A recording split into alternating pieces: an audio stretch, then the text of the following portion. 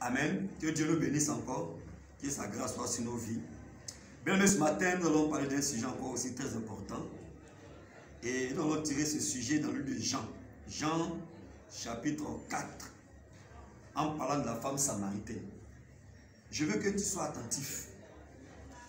Lisons le verset 16 jusqu'au verset 18. Va, lui dit Jésus, appelle ton mari et viens ici. La femme répondit, je n'ai point de mari. Jésus lui dit, tu as eu raison de dire, je n'ai point de mari. Car tu as eu 5 maris. Et celui que tu as maintenant n'est pas ton mari. En cela, tu as dit vrai. Oui, Jésus dit, en cela, tu as dit vrai. En cela, tu as dit la vérité. En cela, tu n'as pas menti. Jésus rencontre cette femme. Une discussion se fait entre les deux. Et Jésus dit à la femme, va appeler ton mari. Vous comprenez? Et cette femme-là dit, mais moi je n'ai pas de mari. Et Jésus continue pour dire, ce que tu dis là c'est la vérité. En réalité tu as eu 5 maris. Mais celui-même avec qui tu es là, ce n'est pas ton mari. Mais pourquoi le Seigneur dit cela? Alléluia. Pourquoi? Pourtant, elle vit avec quelqu'un. Elle vit avec un homme. Et puis elle dit, ça ce n'est pas mon mari. Mais ils sont ensemble. Chrétien et chrétienne. Écoutez quelle leçon cette femme-là nous donne. Elle reconnaît sa position.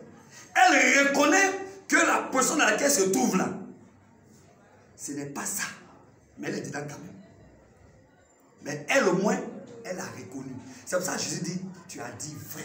C'est-à-dire ce que tu as dit là, c'est la vérité. Alléluia. Moi j'aime la parole de Dieu. J'aime Jésus. Oui, le Seigneur a dit qu'il n'est pas venu pour nous condamner, mais il est venu pour nous sauver. Il n'a pas condamné cette femme-là. Mais il amène cette femme-là à comprendre son état. Alléluia. Il dit, cela tu as dit vrai. Alléluia. Tu as dit la vérité. Alors, bien-aimés, combien de fois aujourd'hui nous montons, nous qui se disons chrétiens, qui avons l'esprit de vérité, l'esprit de Dieu, des femmes qui pensent avoir le Saint-Esprit, qui se disent chrétiens, qui parlent en langue, qui même prophétisent, mais qui vivent ces situations et qui disent, je suis avec mon mari. Pourtant, ce n'est pas ton mari. Mais pourquoi la femme dit que ce n'est pas son mari? Parce que cet homme-là n'a pas réellement marié. Alléluia. Si tu es avec un homme qui ne t'a pas marié, bien aimé, ce n'est pas ton mari. Tu vis avec lui. Vous avez même fait des enfants, mais ce n'est pas ton mari. Mais dans cette situation-là, si Jésus vient, tu ne peux pas partir avec lui. Alléluia. Amen. Tu ne peux pas t'enlever. Parce que tu es dans le péché. Aujourd'hui, vous voyez, il y a un enseignement, il y a des gens aujourd'hui. Vous voyez, faites attention. Je parle à l'église de Dieu. Je parle aux véritables chrétiens. Toi qui as pour objectif d'être un jour avec le Seigneur pour toujours, c'est à toi que je m'adresse. Je ne parle pas à ceux qui viennent à l'église. Alléluia. Aujourd'hui, on entend beaucoup de choses aujourd'hui. Quand tu prends les Gédéons, par exemple, il va te dire quoi? Dès que tu prends une femme, c'est ta femme. Mais ici, écoutez bien cette parole. La femme dit, je n'ai pas de mari. Pourtant, Jésus lui dit, va, appelle ton mari qui vient ici. Parce que Jésus connaissait la vie de cette femme. Jésus voulait l'amener à la repentance. Et cette femme dit, je n'ai pas de mari. Je lui dis, mais tu as raison. Tu as dit la vérité, ma fille. Tu es dans le vrai. Parce que tu as eu 5 maris. Mais celui avec qui tu es là n'est pas ton mari. C'est-à-dire qu'elle a vécu avec des gens. Je ne sais pas s'ils sont morts ou bien ils se sont laissés. Mais il dit, tout cela, ce n'était pas ton mari. Mais pourquoi aujourd'hui, nous, dès qu'on prend une femme, c'est ma femme. Dès qu'on est avec un homme, c'est mon mari. Mais quel est le lien du mariage? Encore plus grave, tu vis avec l'enfant d'autrui, tu ne connais même pas ses parents. Et tu te dis chrétien. Il y en a aujourd'hui qui parlent que non, on ne doit plus payer la dot. Non, tu prends l'enfant de quelqu'un, vous partez à la mairie. Mon ami, mais tu es dans un fiel de péché. Tu es dans un fiel de péché. Oui, oui. Parce que quand je vais aller prendre l'enfant de quelqu'un, ce n'est pas dans la rue. Je vais dans sa famille. Et quand je vais dans sa famille, ils vont me dire comment on fait ici là pour prendre l'enfant de quelqu'un. Vous comprenez? Et quand j'ai fini de faire ça, quand ils m'ont donné leur fille maintenant, alors je m'avais maintenant obéi maintenant à ce qui a été dit. Je vais maintenant devant l'autorité civile. Je signe les papiers. Tous savent que maintenant, celle-là, c'est ma femme. Et comme je suis chrétien, je vais maintenant faire la bénédiction nuptiale. Quand je suis dans ces trois conditions, alors je suis dans un mariage. En dehors de ça, bien-aimé, ce n'est pas ton mari, ni ce n'est pas ta femme. Vous avez peut-être fait des enfants, mais bien-aimé, vous n'êtes pas dans les conditions qu'il faut. Alléluia. Galates 5, verset 19. Lisons cette parole pour comprendre quelque chose d'important.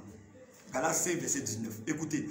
Or, les œuvres de la chair sont manifestes. Ce sont l'impudicité. Parce que quand il n'y a pas de mariage, tu es dans l'impudicité. L'impureté, la dissolution. Alléluia. L'idolâtrie, bon, vous pouvez lire au verset 21. Il dit quoi? Il dit, comme je l'ai déjà dit, que ceux qui commettent de telles choses n'hériteront pas le royaume de Dieu. Donc, si tu es dans une relation, je m'adresse à toi le chrétien, tu es dans une relation, tu as la vérité, et tu es dans cette relation. Le jour où Jésus vient, tu peux parler avec lui. La Bible déclare que tu es dans l'impudicité. 1 Corinthiens 6, le verset 9 à 10. Lisons cette parole pour comprendre. 1 Corinthiens 6, verset 10. Il dit, ne savez-vous pas que les injustes n'hériteront point le royaume de Dieu? Ne vous y trompez pas, ni les impudiques. Alléluia. Ni les impudiques, ni les idolâtres, ni les adultères, ni les efféminés, ni les infâmes, ni les voleurs, ni les cupides, ni les ivrognes, ni les outrageux, ni les ravisseurs n'hériteront pas le royaume de Dieu. Alléluia. Verset 16 à 18. Fuyez l'impudicité. Quelque autre péché qu'un homme commette, ce péché est hors du corps. Mais celui qui se livre à l'impudicité pêche contre son propre corps. Ne savez-vous pas que votre corps est le temple du Saint-Esprit qui est en vous, que vous avez reçu de Dieu et que vous ne vous appartenez point à vous-même? Alléluia. Fuyez l'impudicité. Et lorsqu'on remonte au verset 16, il dit quoi? Dans 1 Corinthiens 6, il dit, loin de là, ne savez-vous pas que celui qui s'attache à la prostituée est un seul corps avec elle, car il est écrit, il est dit, un seul corps avec elle, pardon, car il est dit, les deux deviendront une seule chair. Alléluia. Les deux deviendront une seule chair. Donc, il dit, celui qui s'attache à la prostituée, bien aimé, si tu es dans une relation où il n'y a pas de mariage, vous êtes dans la prostitution. Alléluia. C'est pour ça que Jésus a dit à cette femme, va appeler ton mari. Et cette femme dit, je n'ai point de mari. Effectivement, je lui dis, mais tu as dit la vérité. Mais toi, tu m'écoutes, tu me regardes, je suis en train d'entendre cette parole. Est-ce que, bien aimé, c'est ton mari? Est-ce que c'est ta femme? Quel est votre lien du mariage? Alléluia. Bien aimé, il faut te repentir. Il faut te repentir. Dis à cet homme qui est avec